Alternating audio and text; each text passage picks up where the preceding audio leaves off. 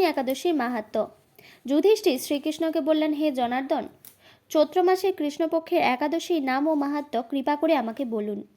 শ্রীকৃষ্ণ বললেন, হে ধর্মরাজ যুধিষ্ঠির, আপনি ধর্ম বিষয়ক প্রশ্ন করেছেন। এই একাদশী সকল সুখের আধার, সিদ্ধি প্রদানকারী ও পরম মঙ্গলময়, সমস্ত পাপ থেকে নিস্তার বা মোচন করে বলে এই পবিত্র একাদশী তিথি পাপমোচনী নামে প্রসিদ্ধ। রাজা মান্ধাতা একবার লোমশ মুনিকে এই একাদশীর কথা জিজ্ঞাসা করেছিলেন। তার বর্ণিত সেই বিচিত্র উপাখ্যানটি আপনার কাছে বলছি, আপনি মনোযোগ দিয়ে তা শ্রবণ করুন। প্রাচীনকালে অতি মনোরম চৈত্ররথ পুষ্প উদ্যানে মুনিগণ বহু বছর ধরে তপস্যা করতেন। একসময় মেধাবী নামে এক ঋষি কুমার সেখানে তপস্যা করছিলেন। মঞ্জু ঘোষা নামে এক সুন্দরী অপ্সরা তাকে বশীভূত করতে চাইল, কিন্তু ঋষির অভিশাপের ভয়ে সে আশ্রমের 2 মাইল দূরে অবস্থান করতে লাগলো। বীণা বাজিয়ে মধুস্বরে সে গান করত। একদিন মঞ্জু ঘোষা মেধাবীকে দেখে কামবানে পীড়িতা হয়ে পড়ে। এদিকে ঋষি মেধাবীও অপ্সরা অনুপম সৌন্দর্য দেখে মুগ্ধ হন। তখন সেই অপ্সরা মুনিকে নানা হাবভাব ও কটাক্ষ দ্বারা বশীভূত করে। ক্রমে কাম পরবশ মুনি সাধন ভজন বিসর্জন দিয়ে তার আরাধ্য দেবীকে বিস্মৃত হন। এইভাবে অপ্সরা সাথে কাম পীড়ায় মুনি বহু বছর অতিক্রান্ত হল। মুনিকে আচারভ্রষ্ট দেখে সেই অপ্সরা দেবলোকে ফিরে যেতে মনস্থ করল। একদিন মঞ্জু ঘোষা মেধাবী মুনিকে বলতে লাগলো, হে প্রভু, এখন আমাকে নিজ গৃহে ফিরে যাওয়ার অনুমতি প্রদান করুন।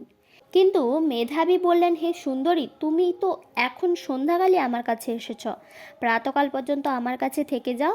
মুনির কথা শুনে অভিশাপের ভয়ে সেই অপ্সরা আরও কয়েক বছর তার সাথে বাস করল। এইভাবে বহু বছর, প্রায় 55 বছর 9 মাস 7 দিন অতিবাহিত হলো। দীর্ঘকাল অপ্সরার সহবাসে থাকলেও মেধাবীর কাছে তার অর্ধরাত্রি বলে মনে হলো।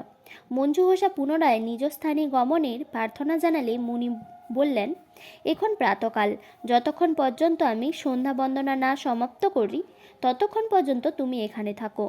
মুনির কথা শুনে ঈষৎ হেসে মঞ্জু ঘোষা তাকে বলল, হে মুনিবর, আমার সহবাসী আপনার যে কত বছর অতিবাহিত হয়েছে তা একবার বিচার করে দেখুন। এই কথা শুনে মুনি স্থির হয়ে চিন্তা করে দেখলেন যে তার 56 বছর অতিবাহিত হয়ে গেছে। মুনি তখন মঞ্জু ঘোষের প্রতি ক্রোধ পরবশ হয়ে বললেন, রে প্রাপিষ্ঠে, দুরাচারিণী, তপস্যার ক্ষয়কারিণী, তোমাকে ধিক, তুমি পিশাচী হও। মেধাবীর শাপে অপ্সরার শরীর বিরূপ প্রাপ্ত হল।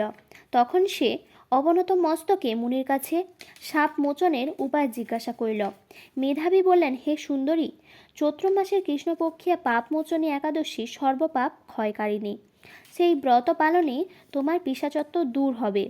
পিতার আশ্রমে ফিরে গিয়ে মেধাবী বললেন, হে পিতা, এক অপ্সরার সঙ্গদোষে আমি মহাপাপ করেছি।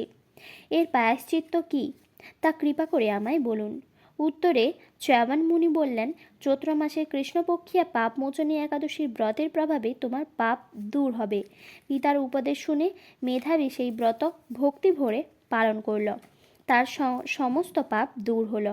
পুনরায় তিনি তপস্যার ফল লাভ করলেন। মঞ্জু ঘোষাও এই ব্রত পালনের ফলে পিশাচত্ব থেকে মুক্ত হয়ে দিব্য দেহে স্বর্গে গমন করল। হে মহারাজ, যারা এই পাপমোচনী একাদশী পালন করে তাদের পূর্বকৃত সমস্ত পাপই ক্ষয় হয়। এই ব্রতকথা পাঠ ও শ্রবণে সমস্ত গোদানের ফল লাভ হয়।